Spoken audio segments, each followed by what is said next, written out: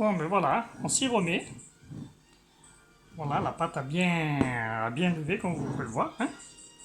Elle a pratiquement doublé de volume. Donc, on va façonner. Je vais passer de côté à la table parce que ça va être difficile de ce côté-là.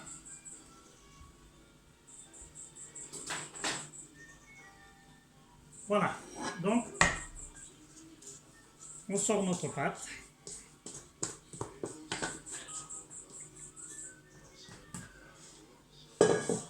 Voilà. Donc, ça va consister déjà à couper en deux, puisque j'ai dit que j'allais faire deux tresses. Voilà. Chaque morceau de pâte, je le recoupe en trois.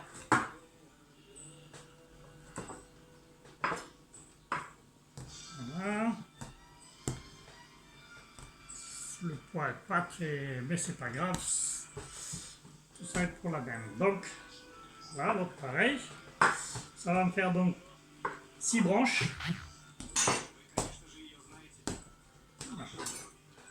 Pareil. Voilà.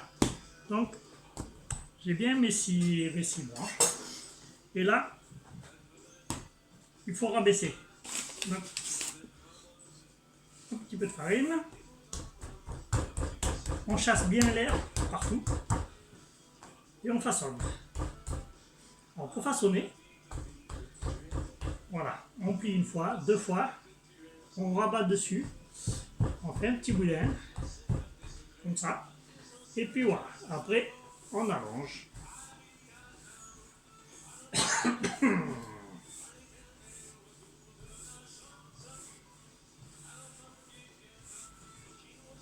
Voilà.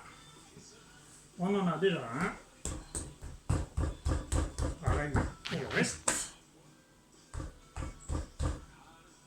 Genre, il faut savoir que plus on laisse reposer, détendre la pâte, et plus vite ça va lever ensuite. Alors vous avez vu, 2 paquets de levure, c'est largement suffisant, parce que si on les écoutait, il aurait fallu que j'en mette 4. Mais 4 paquets de levure, vous allez avoir un pain qui va lever très très vite. Mais le problème, comme je vous disais, c'est qu'il va durcir à une vitesse. Ça va être compliqué. Voilà, vous voyez, je chasse bien l'air partout surtout. Hein, c'est ce qui va donner un petit peu ce goût de levain. Le fait de laisser reposer. Alors plus vous laissez reposer, plus le goût de levain sera fort. Alors on va attaquer le deuxième. Attends que j'y suis. Voilà.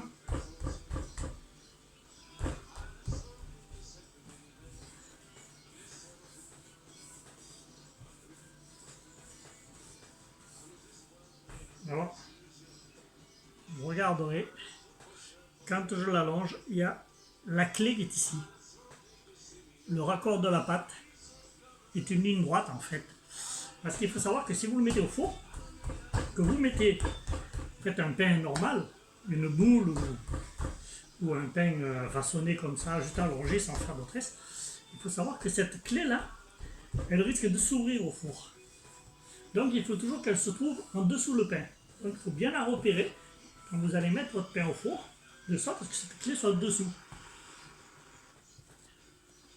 Ensuite, oui, une chose aussi que je ne vous ai pas dit, c'est que vous pouvez rajouter du sucre dans la pâte.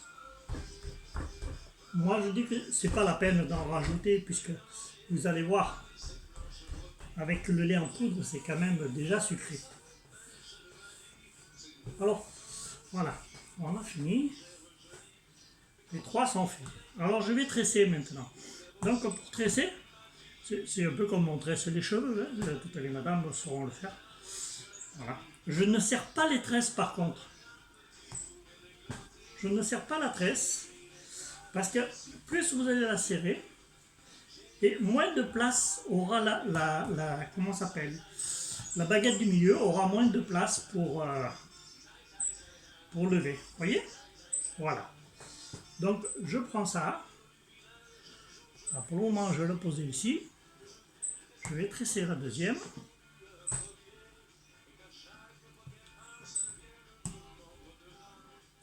Voilà, vous avez vu, c'est un jeu d'enfant. C'est un jeu d'enfant. Et puis c'est un pain, vous le mettez à table. Vous mettez une tresse à table, une jolie tresse. C'est quelque chose qui plaît énormément. Ensuite, c'est vous qui avez fait le pain, vous avez la satisfaction d'avoir fait ce pain. Non seulement ça, mais vous allez voir au niveau du goût, franchement, le pain du boulanger n'a rien à vous envier, quoi. Donc là, je vais la resserrer un petit peu parce que sinon, j'aurai pas la place de mettre les deux. Là, je légalise que ça fasse quand même quelque chose de propre. Hein. Hop. Voilà. Voilà. Donc, moi j'ai huilé ma plaque. J'ai huilé ma plaque légèrement avec de l'huile normale et puis un bout de papier essuie-tout. Et j'ai fariné par-dessus. Voilà. Après, il faut savoir que on vous dit de mettre un bol d'eau dans le four pour faire briller le pain.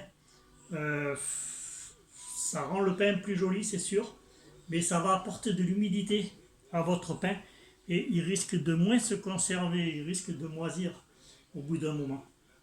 Donc là voilà, je vais le recouvrir encore. Hop. Et là c'est reparti pour une demi-heure à 3/4 d'heure, comme ça. Et ensuite, on va le cuire dans un four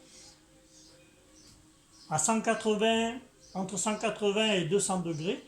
Et la cuisson va durer 20 minutes. Il ne faut pas dépasser ça. Vous enfournez ça à four chaud pendant 1/4 d'heure. Normalement, si vous aimez le pain pas trop cuit, c'est super. Il n'y a pas besoin de laisser 20 minutes.